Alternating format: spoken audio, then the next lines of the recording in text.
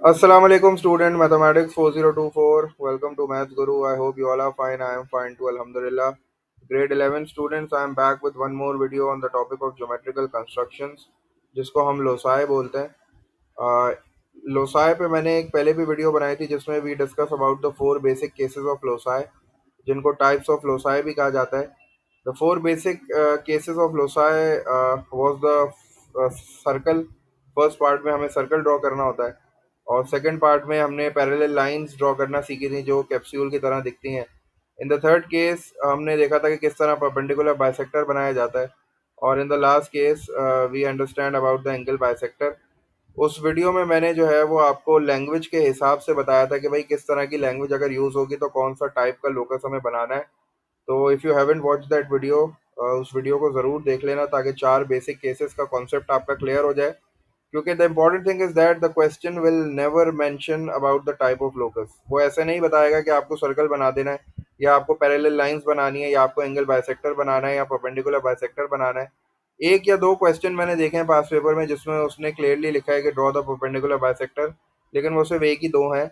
बाकी सारे क्वेश्चंस में उसने लैंग्वेज यूज़ की है और उस लैंग्वेज को आपको पढ़ के आइडेंटिफाई करना है कि भाई यहाँ मुझे कौन सी टाइप का लोकस जो है वो ड्रॉ करना है। क्योंकि सबसे पहले क्वेश्चन में वो आपसे लोकस ड्रॉ करवाएगा और उसके बाद वो आपसे रीजन आइडेंटिफाई करवा के शेडिंग करवाएगा। इस तरह का सवाल जो है वो आपके पेपर में आता है। तो अगर आपको 4 to 6 मार्क्स जो है वो हासिल करने हैं और तो लोकस के इस टॉपिक को आपको अच्छी तरीके से समझना पड़ेगा और इसके लिए आपको लैंग्वेज को समझना पड़ेगा। जैसे मैंने प्रीवियस वीडियो में भी आपको बताया था कि इट्स ऑल अबाउट लैंग्वेज। वो आपको इंग्लिश में स्टेटमेंट देता है और उस स्टेटमेंट को पढ़ के आपको उसको प्रोसेस करना होता है और आइडेंटिफाई करना होता है कि भाई कौन सा लोकस जो है वो मुझे ड्रॉ करना है। तो इन दिस वीडियो इंशाल्लाह will be looking at some questions, कुछ एग्जांपल्स को देखेंगे। ये बेसिकली पार्ट वन है और इसके बाद इंशाल्लाह पार्ट टू भी शेयर करूंगा तुम लोग के साथ, उसमें भी कुछ एग्जांपल्स हैं। तो let's just begin with the questions.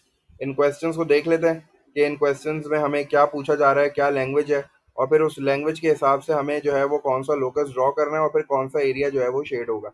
तो let's just look at the first example. The first example is the locus of all points which are less than 5 centimetre from point P. ठीक है, ये आपका original question होगा, circle बना हुआ नहीं होगा। ये मैंने सर्कल पहले से बना दिया है ताकि मैं उसको अच्छी तरीके से जो है वो एक्सप्लेन कर सकूं। आपको सिर्फ ये क्वेश्चन लिखा हुआ मिलेगा, the locus of all points which are less than 5 centimetre from point P. ठीक है, दोबारा मेंशन कर देता हूँ कि क्वेश्चन आपके पास ऐसा आएगा जिसमें आपको 2 से 3 टाइप के लोसाए जो है वो कंस्ट्रक्ट करने पड़ेंगे एक ही क्वेश्चन में। और उसके बाद जो फर्दर पार्ट्स होंगे उसमें वो आपसे एक रीजन आइडेंटिफाई करवाएगा या वो रीजन शेड भी करवा सकता है, वो आपसे लेबल भी करवा सकता है। तो it depends upon the question. तो आपको 2 से 3 लोसाए जो है ना वो कंस्ट्रक्ट क्वेश्चन में करने पड़ते हैं और ये समझ लो कि ये फर्स्ट पार्ट हो जाएगा इस तरह कि उसने आपसे कह दिया कि the locus of all points which are less than 5 centimetre from point P. तो अब यहाँ उसने हमें नहीं बताया कि हमें सर्कल ड्रॉ करना है, हमें खुद क्वेश्चन पढ़ के आइडेंटिफाई करना है। के लिए हमने जो है वो ये देखा था कि केस वन में होता है एक स्पेसिफिक डिस्टेंस और एक पॉइंट। केस वन अगर आप जो है वो उसको पढ़ोगे तो केस वन में मैंने आपको ये बताया था कि वो कहता है draw the locus of a point which is 4 centimetre from point A.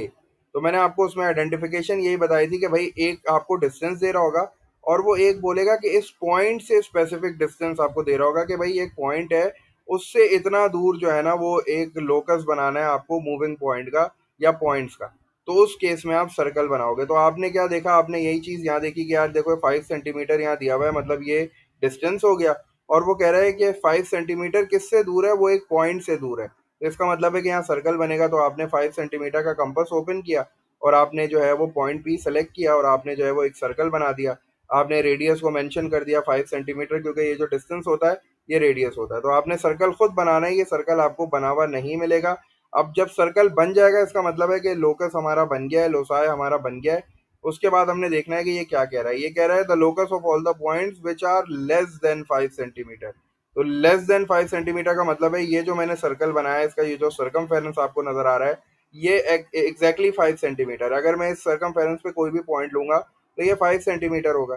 लेकिन चूंकि इसने बोला है लेस देन 5 सेंटीमीटर तो इसका मतलब है कि मैं शेडिंग कहाँ करूंगा, मैं एरिया कौन सा सेलेक्ट करूंगा, मैं एरिया वो सेलेक्ट करूंगा जो इस सर्कमफेरेंस के अंदर अंदर होगा बाउंड्री वाला एरिया मैं सेलेक्ट नहीं करूंगा। सिंस उसने बोला लेस देन 5, तो लेस देन 5 का मतलब है कि अंदर का पूरा एरिया आप शेड कर दोगे, तो ये आपकी फर्स्ट एग्जाम्पल हो गई। अगर वो बोलता ग्रेटर देन 5, तो ग्रेटर देन 5 का मतलब होता कि आप बाहर का सारा एरिया जो है वो शेड कर देते, ग्रीन एरिया बाहर का हो जाता। अब कुछ बच्चे क्वेश्चन करते हैं कि सर बाहर कितना एरिया शेड करें, तो बस थोड़ा थोड़ा एरिया बाहर का शेड कर दिया करो, वो जो है वो इतना काफी होता है, उस पर आपको मार्क्स इंशाल्लाह मिल जाएंगे। ठीक है, तो ये फर्स्ट एग्जाम्पल थी। सेकंड एग्जाम्पल देखते हैं। सेकंड एग्जाम्पल में उसने बोला the locus of all points which are within 2 centimetre from the line A B. ठीक है, अगेन यहाँ लाइन ड्रॉ जो है ना, सिर्फ ये वाली लाइन वो ड्रॉ करके देगा, लाइन ए बी। ठीक है, और ए बी की लेंथ चूंकि उसने हमें यहाँ नहीं दिया, हो सकता है वो हमें यहाँ बोल देता कि from the line A B which is 4 centimetre, तो फिर हमें 4 सेंटीमीटर की लाइन को ड्रॉ करनी पड़ती। ठीक है, लेकिन उसने यहाँ हमें ए बी लाइन ड्रॉ करके दे दिया। वो कह रहा है कि भाई ऐसा लोकस बनाओ और सारे पॉइंट्स का ऐसा लोकस बनाओ जो कि 2 सेंटीमीटर दूर हो इस लाइन से। तो आपने फौरन जो है वो दोबारा गए पीछे, आपने रिकॉल किए केसेस। तो फर्स्ट केस में तो उसने एक डिस्टेंस दिया होता है और एक पॉइंट दिया होता है, तो सर्कल बनता है। लेकिन जब डिस्टेंस और लाइन दी हुई होती है तो फिर पैरेलल लाइंस बनती हैं जो कि कैप्सूल की तरह होती हैं। तो उसका तरीका क्या था? उसका तरीका ये था कि हमने डिस्टेंस देखा 2 सेंटीमीटर, तो हमने अपना कंपास खोल लिया, 2 सेंटीमीटर का नीडल हमने ए पे रखी और हमने एक सेमी सर्कल बना लिया। सेमी सर्कल इस साइड पे भी बन जाता था और सेमी सर्कल एक इस साइड पे भी बन जाता था। और उसके बाद फिर हम पैरेलल लाइंस जो है टेंजेंट की सूरत में ड्रॉ कर लेते थे। जब आप यहाँ सेमी सर्कल बनाओगे तो एक टॉप पे ये पॉइंट मिल जाएगा, और जब आप यहाँ सेमी सर्कल बनाओगे तो एक टॉप पे ये पॉइंट मिल जाएगा। यहाँ आपने इन दोनों पॉइंट पे टेंजेंट ड्रॉ कर देनी है, तो आपके पास एक कैप्सूल की तरह की चीज मिल जाएगी। क्योंकि उसने मुझे नहीं स्पेसिफाई किया कि जो पैरेलल लाइन है वो किस साइड पे बनानी है, तो उसने बस ये बोला कि the locus of all the points which are within 2 centimetre from line A B. तो 2 सेंटीमीटर बोला है, ऊपर और बिलो अबव और की कुछ बात नहीं की, नॉर्थ ईस्ट साउथ वेस्ट की। तो मैं फिर पूरी ही जो है वो कैप्सूल की शेप बनाऊंगा। तो ये मेरे पास कैप्सूल की शेप बन गई। लेकिन उसने, अब मुझे ये देखना है कि उसने मुझे ये नहीं बोला था कि भाई इसे लोकस बना दो। उसने मुझे बोला है कि भाई वो पॉइंट बताओ, वो एरिया भी बताओ जो कि विद इन 2 सेंटीमीटर है। तो विद इन 2 सेंटीमीटर का मतलब यही हो गया कि मुझे जो है वो इनसाइड पूरा एरिया शेड करना पड़ेगा। बाहर का एरिया में शेड नहीं करूंगा, क्योंकि ये जो मैंने बाउंड्री बनाई है ये 2 सेंटीमीटर है। ये जो पूरी बाउंड्री बनी हुई है कैप्सूल की फॉर्म में, this is 2 centimetre from this line. और सिंस उसने विद इन का वर्ड यूज किया है, विद इन 2 सेंटीमीटर, तो इसीलिए मैंने जो है वो 2 सेंटीमीटर से अंदर अंदर का सारा एरिया शेड कर लिया। तो ये जो है मेरा रिक्वायर्ड आंसर हो गया। थर्ड एग्जाम्पल देख लेते हैं जल्दी से। The locus of all points inside the rectangle which are closer to A than to C. और उसने हमें इस तरह का एक रेक्टेंगल बना के दे दिया। और रेक्टेंगल अगर उसने नहीं भी बना के दिया तो वो रेक्टेंगल की डायमेंशंस आपको दे देगा, ताकि आप खुद रेक्टेंगल बना लो। रेक्टेंगल की प्रॉपर्टी याद रखनी है कि रेक्टेंगल में चारों एंगल्स जो है वो 90 डिग्री होते हैं। तो जब आप कंस्ट्रक्शन कर रहे होगे रेक्टेंगल की, तो फिर आप इस पॉइंट को याद रखोगे। तो वो आपसे यही काम करवाता है। अगर आप पास पेपर के क्वेश्चंस देखो तो वो आपसे ट्रायंगल भी कंस्ट्रक्ट करवाता है, वो आपसे कोऑर्डिनेटर्स भी कंस्ट्रक्ट करवाता है, और फिर वो लोकस भी कंस्ट्रक्ट कराता है। तो ये जो है क्वेश्चन पे डिपेंड करता है। जब इस तरह की कंस्ट्रक्शंस आएंगी तो फिर डेफिनेटली मार्क्स भी जो है वो बढ़ जाएंगे। लेकिन अभी फिलहाल चूंकि हम लोग सिर्फ एग्जाम्पल्स को डिस्कस कर रहे हैं, तो उसने हमें एक रेक्टेंगल इस तरह का दे दिया है बना के, ए बी सी डी, क्योंकि उसने डायमेंशन नहीं दी थी। तो हमने जो है वो इस तरह का एक रेक्टेंगल बना लिया। वो कह रहा है कि भाई ऐसा the locus of all points, वो मुझे लोकस बताओ, वो एरिया बताओ, वो पाथ बताओ जो कि इनसाइड रेक्टेंगल हो, रेक्टेंगल के अंदर हो, और वो ए के ज्यादा करीब हो, सी से थोड़ा दूर हो। ठीक है, ए के ज्यादा करीब हो, सी से दूर हो। तो सबसे पहले इस तरह की जब लैंग्वेज आती है closer to A than to C, तो आपको सबसे पहले अपने जहन में ये रखना है कि वो कौन सा लोकस है जो मुझे दो पॉइंट्स के बीच का एरिया बताता है। आपको इसी तरह अपने जहन में ये जो है अपने आप से क्वेश्चन करना है कि वो कौन सा टाइप का लोकस है जो मुझे बिल्कुल दो पॉइंट्स के बीच का एरिया जो है बताता है। तो इसका मतलब है दो पॉइंट्स के बीच का एरिया जो है वो बेसिकली परपेंडिकुलर बाइसेक्टर आपको बताता है। परपेंडिकुलर बाइसेक्टर जब हम ड्रॉ करते हैं तो वो हमें बिल्कुल बीच का एरिया बताता है कि ये जो है ना बिल्कुल सेंटर का एरिया है। तो चूंकि उसने अब ए और सी की बात की है, तो इसका मतलब है कि ए ये रहा और सी ये रहा। तो मैं सबसे पहले क्या करूंगा, ए और सी को जो है ना एक लाइन से ज्वाइन कर दूंगा, और फिर ए और सी पे जो है ना मैं परपेंडिकुलर बाइसेक्टर बनाऊंगा, ताकि मुझे पता चल जाए कि बीच का रीजन कौन सा है। तो परपेंडिकुलर बाइसेक्टर बनाने के लिए मैं क्या करता था, अपने कंपास को आधे से ज्यादा खोलता था। अब जैसे ए से लेके सी तक का डिस्टेंस जो है वो 10 सेंटीमीटर है फॉर एग्जाम्पल, तो मैं अपने कंपास को मोर देन 5 सेंटीमीटर ओपन करूंगा। 6 भी कर सकता हूँ, 7 भी कर सकता हूँ, 8 भी कर सकता हूँ, 8.5 भी कर सकता हूँ, 9 भी कर सकता हूँ। मोर देन हाफ इसलिए होता है ताकि आपकी जो आर्क्स है ना वो प्रॉपरली मीट अप हो जाए। तो सिंस उसने ए और सी बोला है, तो ए और सी का आधे से ज्यादा डिस्टेंस का कंपास खोला। पहले हमने ए पे जो है वो कंपास की नीडल रख के एक आर्क लगाई बड़ी सी इस तरह, और फिर मैंने सी पे रख के जो है वो एक आर्क लगाई बड़ी सी। जब ये दो आर्क जहाँ मिलेंगी वहां मैं एक लाइन ड्रॉ कर दूंगा इस तरह। ये बेसिकली ऐसी लाइन है जो चलती रहेगी, खत्म नहीं होगी। ठीक है ना। तो लाइंस में भी हमने देखा था, लाइन सेगमेंट होती है, एक रे होती है। तो उसमें भी जो है वो थोड़ा सा आप लोग को नॉलेज के लिए, कि लाइन जो है वो कभी भी खत्म नहीं होती, वो चलती रहती है। लेकिन अगर हम लाइन सेगमेंट बोलेंगे तो line segment is basically a part of a line, तो उसमें लाजमी सी बात है, हमें दो पॉइंट्स को कंसिडर करना पड़ेगा, एक स्टार्टिंग पॉइंट और एक एंडिंग पॉइंट। तो ये जो है ना बेसिकली एक तरीके की समझ लो रे है। ठीक है, अरे ऑफ वो लाइन है समझो। तो ये जो है वो इस तरह मैंने ड्रॉ कर दी।